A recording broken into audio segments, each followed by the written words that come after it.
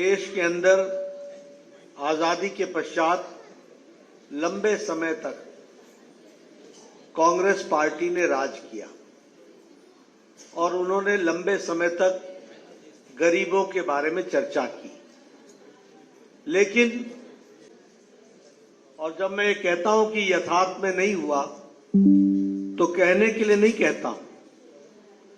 गरीबों की चर्चा लाल किले के प्राचीर से जवाहरलाल नेहरू जी ने 9 बार की थी, 9 टाइम्स, 14 भाषण दिए जिसमें से 9 बार उन्होंने गरीबों के बारे में चर्चा की। और उस समय 50% से ज्यादा गरीबी भारत में थी। इंदिरा गांधी जी ने 4 बार गरीबी की बातचीत लाल किले के प्राचीर से अपने स्वतंत्रता के भाषण में उन्होंने कही, लेकिन उनके समय गरीबी 60% रही, 60%, और महंगाई 30% बढ़ गई, यानी गरीबों की और हालत खराब हुई।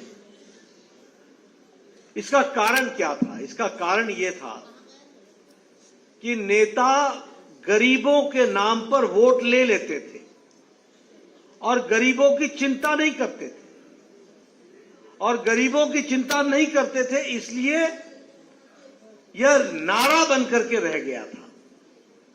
और मैं एक बात और कहना चाहूंगा कि ड्राइंग रूम में बैठ करके, कॉन्फ्रेंस रूम में बैठ करके योजना बनाते थे, लेकिन वह योजना धरती पर कैसे पहुंचे इसकी उनको चिंता नहीं थी। इसलिए गरीब गरीब रहा, गरीबी हटाओ का नारा चलता रहा, गरीबी गई नहीं, गरीब भी रहा, गरीब हटाओ का नारा भी रहा और गरीबी भी रही। ये हमने कांग्रेस के समय में देखा है और इस पर उनकी राजनीति चलती रही।